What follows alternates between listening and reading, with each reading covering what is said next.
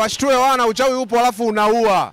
Lakini shida hapa tunapata mkanganyiko kugundua upi mkali kati ya wa zamani na wa sasa hivi. Au uchawi wote bado unaua? Oya, niko na mwanangu, hebu tupe jina kidogo, jina. Jina naitwa Malajabu. Malajabu.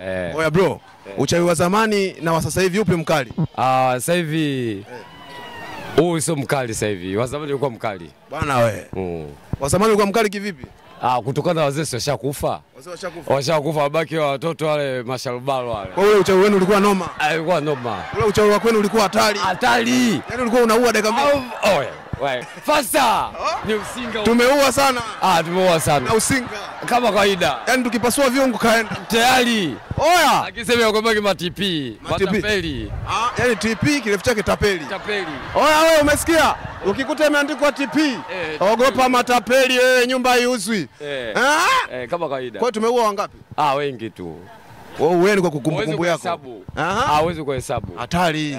Kwa sasa hivi uchawi hamna kabisa. Hamna, sio uchawi hizo. Nasikia mwanangu uchawi. Kwa TP sasa hivi hakuna. Hamna uchawi. Wabaki watoto. Kama mlikuwa mnafanyaje mpaka ukawa mkali? Si wazee wenyewe walikuwa na miko yao. Na istoshe wale wazee walikuwa wana miko yao. Sasa hivi watoto sasa hivi hawafuati miko. Kwa hiyo mzee wetu alikuwa mwanga hatari. Kama kawaida.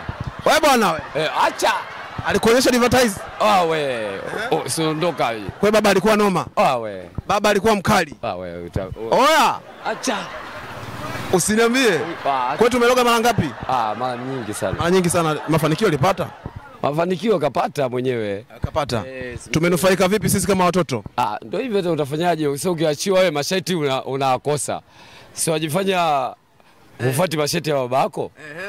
Kwa hiyo mwanangu wewe ukashindwa kwa sababu ya masharti. Masharti yamekuwa magumu. Magumu. Oya, mwana kashindwa wewe uchawi wa baba. Wewe uliutupia wapi? Ameutupia kichakani. Masharti yalikuwa magumu. Sharti la kwanza gumu liloshindwa. Ile kuchukua tunguli nini siwezi. Na mambo mengi. Ulikuwa unalala kitandani kweli? Unalala chini kwenye jamvi. Chini kwenye jamvi hata ukiwa na hela? Hata una hela. Oya. Jamaa anasema ameshindwa masharti moja la kulala kwenye jamvi. Ya nini bwana? Kwa ungekubali kulala kwenye jamvi mwanangu ungetoboa. Ngetoboa lakini sasa siwezi.